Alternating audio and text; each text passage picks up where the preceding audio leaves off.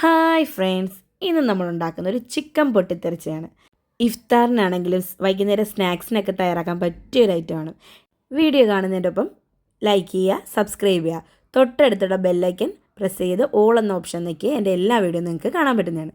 ഇനി നമുക്ക് എങ്ങനെ തയ്യാറാക്കുന്നതെന്ന് നോക്കാം. ഞാനിവിടെ 1 കിലോ ബോൺലെസ് ചിക്കനാണ് കഴുകി വൃത്തിയാക്കി വെച്ചത്. ഇനി നമുക്ക് പൊടികളൊക്കെ ഇട്ട് കൊടുക്കാം. ഇതിലേക്ക് ഞാൻ മുളക് പൊടി, മഞ്ഞൾ പൊടി, ചില്ലി ഫ്ലെക്സ്, ഗരം മസാല, പെരിഞ്ചീരപ്പൊടി, മുട്ട, ഇഞ്ചി വെളുത്തുള്ളി പേസ്റ്റ്, കുരുമുളക് പൊടി, ഇതിലേക്ക് നമുക്ക് തൈരും വേണമെങ്കിൽ ആഡ് ചെയ്യാം. പിന്നെ ആവശ്യത്തിനുള്ള ഉപ്പും കൂടെ ചേർത്ത് നന്നായി ഒന്ന് മിക്സ് ചെയ്യുക. നന്നായി ഒന്ന് മിക്സ് ചെയ്ത് നമ്മുടെ ചിക്കനിലേക്ക് ഈ പൊടികളെല്ലാം കൂടെ എത്തുന്ന രീതിയിൽ നന്നായി ഒന്ന് മിക്സ് ചെയ്യുക. ഇനി നമുക്കിതൊന്ന് റെസ്റ്റ് ചെയ്യാൻ വെക്കാം.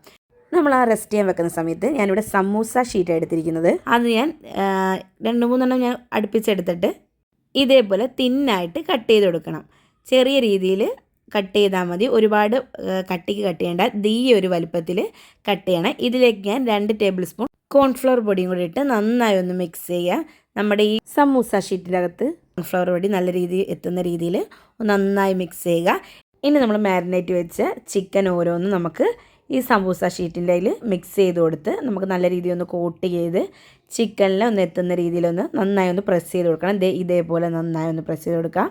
നമുക്കിതേപോലെ ഓരോ ചിക്കനും ഇതേപോലെ നന്നായി ഒന്ന് പ്രസ് ചെയ്ത് ഇതേപോലെ എടുക്കണം. ഇപ്പോൾ നമ്മൾ എല്ലാ ചിക്കനും നന്നായി സമൂസ ഷീറ്റ് കോട്ട് ചെയ്തിട്ടുണ്ട്. ഇനി നമുക്കിതൊന്ന് ഫ്രൈ ചെയ്തെടുക്കാം. ഇപ്പോൾ ഞാനൊരു ചട്ടി വെച്ചിട്ടുണ്ട്. ചട്ടി ചൂടായപ്പം ഞാൻ ഇതിലേക്ക് എണ്ണയൊന്ന് ചൂടായപ്പം എണ്ണ ചൂടായതിന് ശേഷമേ നമ്മളിതിട്ട് കൊടുക്കാവുള്ളൂ, ഇല്ലെങ്കിൽ എണ്ണ പെട്ടെന്ന് കുടിക്കും. എണ്ണ ചൂടായതിന് ശേഷം നമ്മളിത് ഓരോന്നും ഇട്ട് കൊടുത്തിട്ടുണ്ട്. നന്നായി ഒന്ന് ഫ്രൈ ആകുന്നവരെ നമുക്കൊന്ന് ഇതാക്കാം. പിന്നെ ഒരുപാട് ഹൈ ഫ്ലെയിമിൽ വെക്കണ്ട, സമൂസ ഷീറ്റ് ആയതുകൊണ്ട് ഒന്ന് കരിഞ്ഞു പോകാൻ ചാൻസ് ഉണ്ട്. അതുകൊണ്ട് ലോ ഫ്ലെയിമിനും ഹൈ ഫ്ലെയിമിനും ഇടയ്ക്കുള്ള ഒരു ഇതിൽ വെച്ച് ഒന്ന് റെഡിയാക്കി എടുത്താൽ മതി.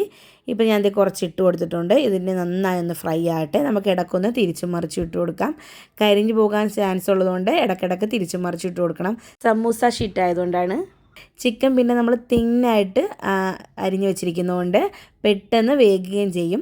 ഇപ്പോൾ ഇത് ഏകദേശമൊക്കെ ആയിട്ടുണ്ട്. ഇനി നമുക്കിതൊന്ന് കോരിയെടുക്കാം. നമുക്കിതൊന്ന് കോരി ഒരു അരിപ്പ പാത്രത്തിലിടാം. ബാക്കിയുള്ളത് നമുക്കിതേപോലെ കോരി അരിപ്പ പാത്രത്തിലിടാം.